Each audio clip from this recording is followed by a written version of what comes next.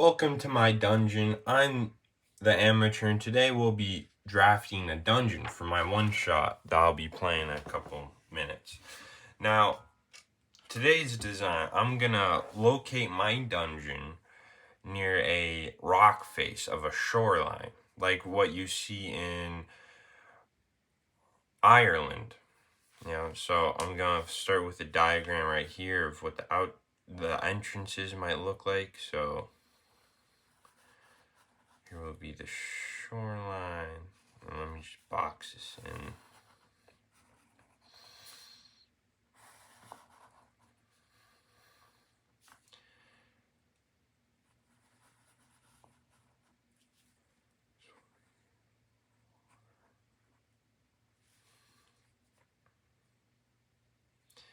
And this will be like rolling hills in the background. And this is where the dungeon might be, so the characters can climb down, use that skill.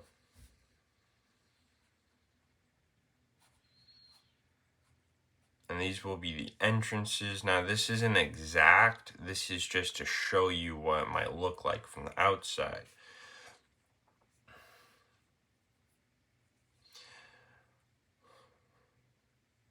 Now, let's see. Now, the outside's going to start right here. And for my dungeon, I always like to put one or more ways to get in. So the first way is going to be a half room. Now this is just a rough draft. So there is no grid, there's no lines. It's just a simple diagram of the first dungeon. And then I'm going to convert it into a actual dungeon on graph paper.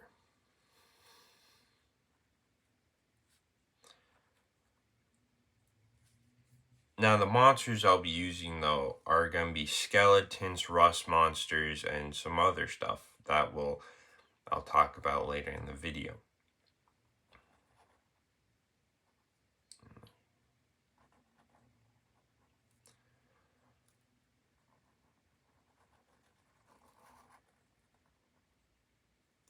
Now this room right here is going to be interesting. So I'm going to have two exits of this one room. Now the first exit is a death trap, right? It's a dungeon. You enter it, you get trapped. And you can only be free by it by a different room. Now this exit will lead you down a corridor somewhere else in the dungeon.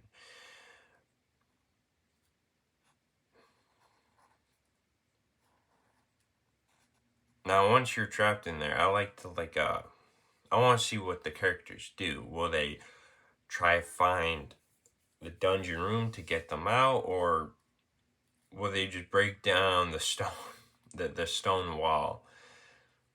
In any case, now let's connect this directly to the first room.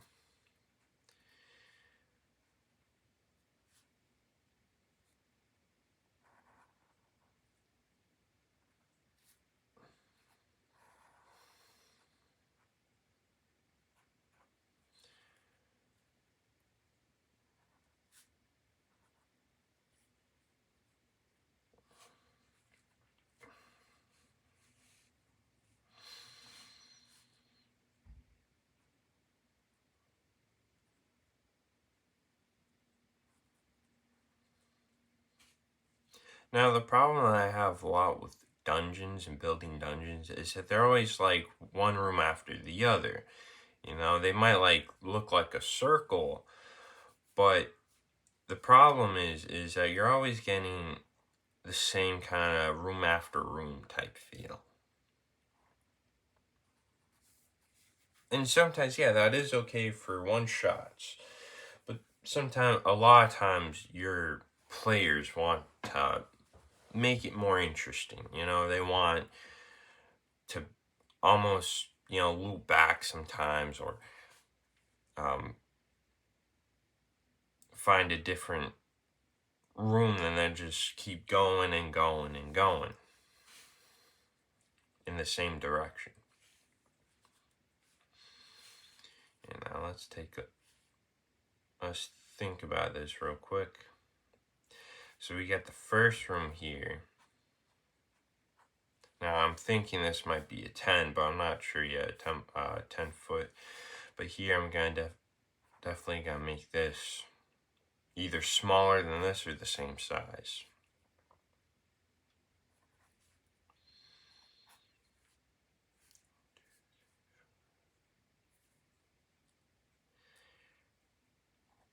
Now I like to label the hallways differently, because in each hallway you can do something different. Maybe a booby trap, maybe maybe there might be someone in the hall that you want them to find. A past traveler that died but has a magic item stuck in his gut for some reason. And then, you figure out why, and now you're cursed with a magic item.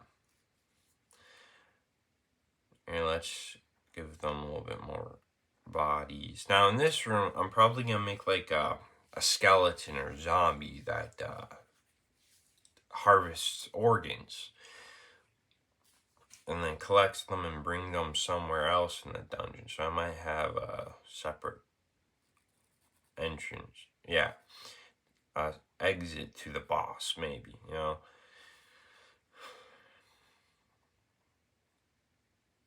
I'm going to put the boss room right here.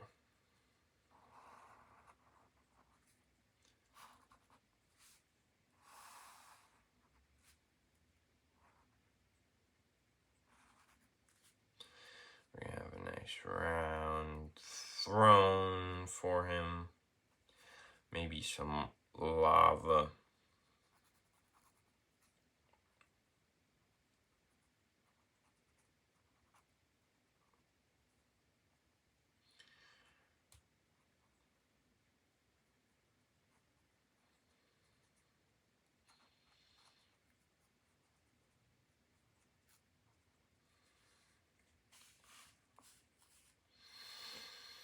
I'm going to make 3 entrances.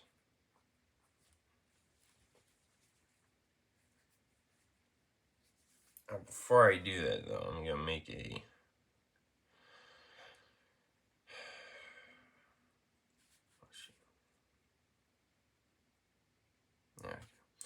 Okay, I know what I'm going to do. I'm going to make 3 sub-bosses. So something that might drop magic items, depending on which way you go. I'm going to put it right here. Now that kind of defeats the purpose of these 3 entrances. I was going to put them, connecting them to each 3 parts. But instead of that, I can make it seem like a different trail entirely to the party. So then their choice, they'll like overthink it.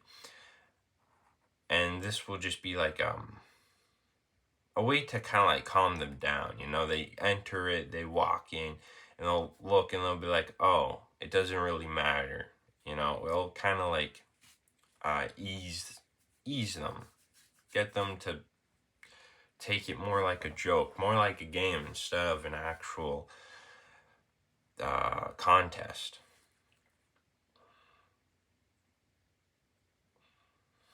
Now, in this room, though, there's going to be 3 statues with 3 different bosses.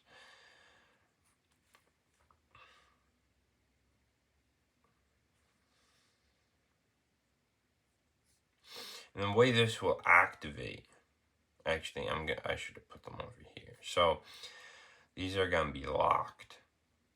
And usually how I signify that they're locked is I circle them. And each one, there's a key. Oh, that's a sucky key, my bad. Yeah. And each one of these statues has a key. I should have just put the statues in front of the door, but I'll put that in the final draft. This is the first draft. Let's signify this.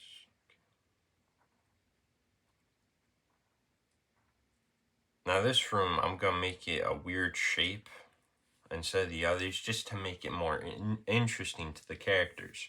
And they always walk into something like an oval or a square, but when they walk in something like an octagon or a diamond-shaped room, they're kind of surprised, like, oh, I wonder what this room is specific for.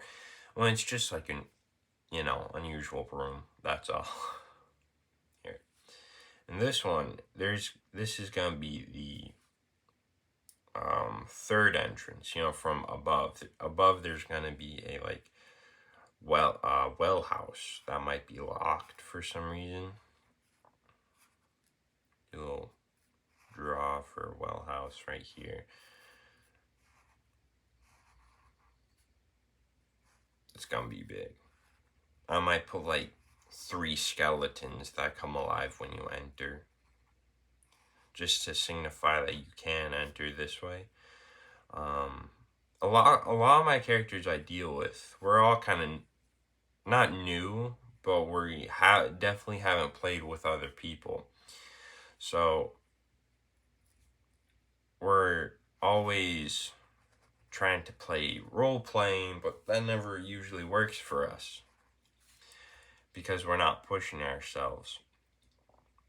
So they're always getting like frustrated when they see maybe one entrance, but they don't see the others. And that's why it's always good to have more than one, because sometimes they might not just see this with their rolls, or maybe their abilities to climb down a mountain like this isn't really good. So they always go through here, but always add like the easier entrances, always maybe add a couple monsters, Don't make it one easier than the rest. Always try level out with a different mechanic. Maybe one is, underwater, and the other one is you have to climb through a ceiling of a room, or you have to fight monsters to get in. It's always good to keep the characters guessing on how to get into something. So yeah, and that always, that makes it seem like the game doesn't start in the dungeon, it starts out the dungeon. And that's always helpful for the characters. Now, if I add in this right here,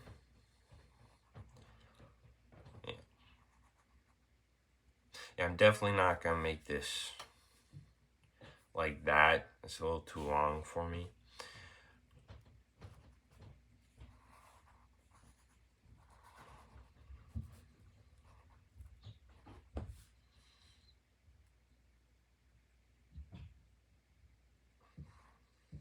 I'm directly going to attach this to here. Maybe.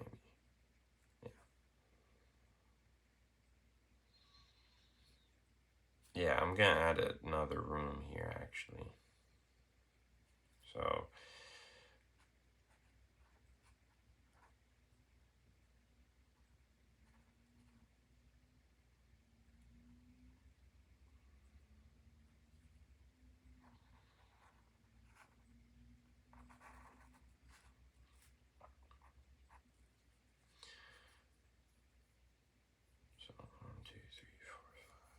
I'm going to say this is 6, 7, 8, 9, 10. I'll make this 11 just because I didn't fully do it. Okay, so now here to here might look weird, you just enter it, now you keep going, you're all going the same way. Well, I'm going to add maybe like a key or a door to pique the interests of the characters. They might think, oh, why am I going that way? Well, who knows? And this, I'm actually going to make it just, this room can only be entered by this only. And that would make the party go around and go back. So let's map this out real quick. So, we got 1 goes to 2, and then it goes to 8 to 3, 4 goes to 3, goes to 5, and then goes to 7. 7, yeah, so 7 goes to 6, which 8 goes to 6 as well. No, 8 does not go to 6. 8 goes to 9. 3 goes to 6.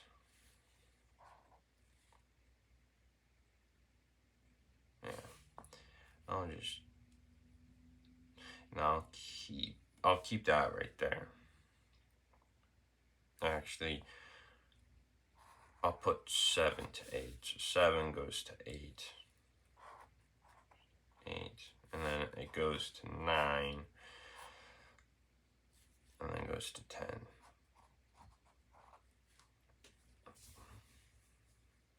Yeah.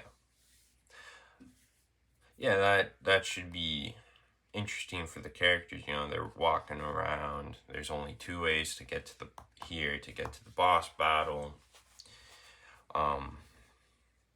And adding secret rooms is always good to keep your players on their toes. But in this case, I might not add any secret rooms or compartments. I'm just gonna add maybe a secret compartment, like behind a hidden painting is maybe like a shelf with a cursed skull on it, but they don't know it's cursed, so that might be good. Now here I'm gonna put a rust monster, maybe chained, and when the characters enter it gets released. So I'm gonna do a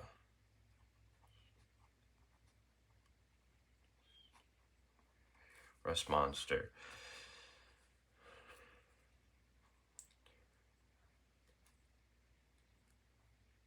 So this is my trap room. So when they enter, something gets released, like a rust monster, and then they have to fight to keep their tools safe. Now I always like to put these because now you gotta like rethink your strategy. Are you gonna fight with your metal? That might rust. Well, if it does rust, you can always get swords or something from a different place in the room. Maybe you gotta go back to 2. It might be filled with rusty swords, but swords that work better than something that just got eaten by a rust monster. Now that would always keep them on their toes. Now here we'll put a little key symbol, so they have to get a key for this. Now I'll put the key right here. But yeah, I'll do a little secret compartment, and I always put secret compartments like that. And now I do note.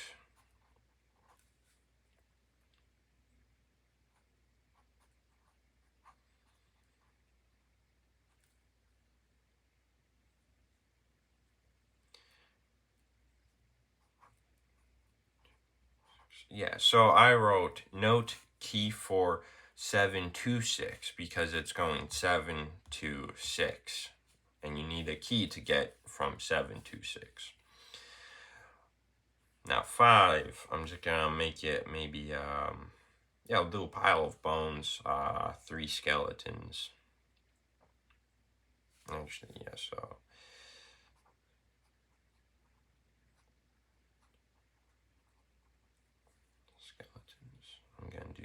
I'm gonna do 5 skeletons just to make it easier on me. And there are gonna be 3 skeletons here.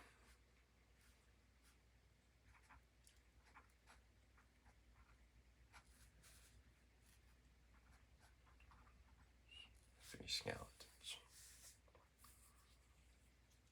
And I'll put extra swords. So note.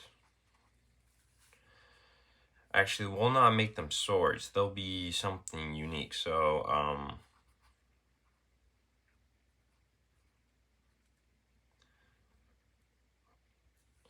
but I don't know what weapon I'm going to be using, but they're going to be unique. So they're not just swords that you just pick up. They might be like halberds or something unique that your players don't normally use. Now here, I might do a trap. So I'm going to put trap, but I'm not really sure yet. This open room, I'm going to make it a nest for something. I'm not really sure. So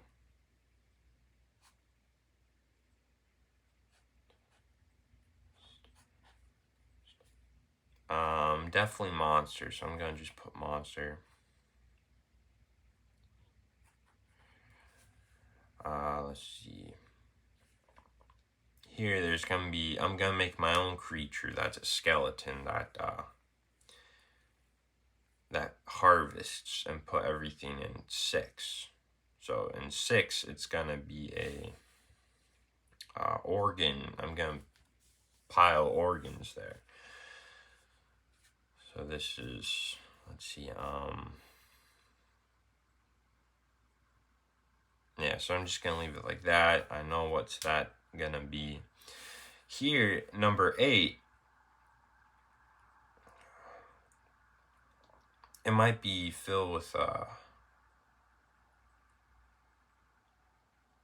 I'm gonna put a mimic, couple mimics, keep them on their toes. Mimics are always that classic monster that everyone loves. Maybe not the players, but it's always fun to see them.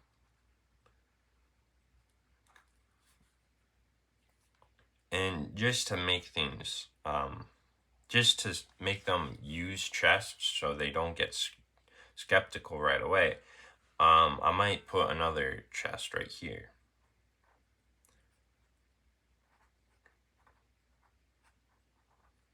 And another chest here.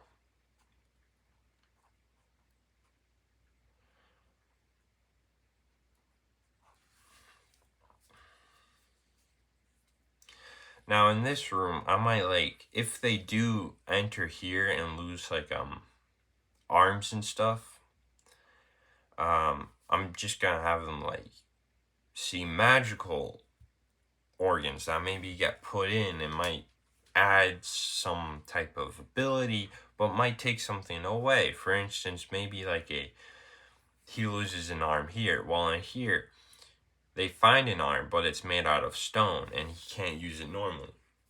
Like when he gets raged, it turns into fire, but when he's not in battle, it just turns into a solid stone arm that can't be used. Now that might not be definite, but that's something that I might want to work with. And if it is something that the players would want, I'll put it in. But of course, it's always a question: do I want to sacrifice a regular arm for something unique? It's always a question. And that's always a fun question for the characters to ask. Maybe their character doesn't want to, but the player does. Well, then how do you sort that out? Maybe kill them off, or maybe a player does something different. It's always something unique, and that's the fun of D&D, is asking a question that, hey, maybe I want to do something unique. How am I going to fit that into the game? And it's a struggle, yes, but it's always a fun struggle. Something that you might do, and at the end of it, your players really, really love. And it was worth doing. So, let me just write that off. Okay. And that is how I do my first rough draft. I add some monsters, nothing too specific here. I'm going to add a riddle. I forgot to mention that. So I'm going to add a riddle. Maybe fill it with carvings of skulls and stuff. This might be a DC 15 investigation. But other than that, yeah, this is how I do my rough draft. The next time I will look back at this map, I would fully start thinking, well, what should I do? Well, I should probably figure out how far down this is, probably make some types rolls to get down there, how to see, how to spot it. Now here, I just gotta figure out the depth as well. Maybe add some more monsters. I'm gonna put some traps in the hallways. That's why I label them, or I like to label them. is maybe there might be something interesting. Maybe the surroundings tell the players what's in here. You'll never know. Yeah. Other than that, that's how I do that, and I'll see you next time. Please subscribe, comment, and like. If you want to see more of these, let me know in the comments. If you do have a question about D&D, ask me. I'll try to find out. What do you love about D&D? And what type of monsters do you love to use the most? Please let me know in the comments below.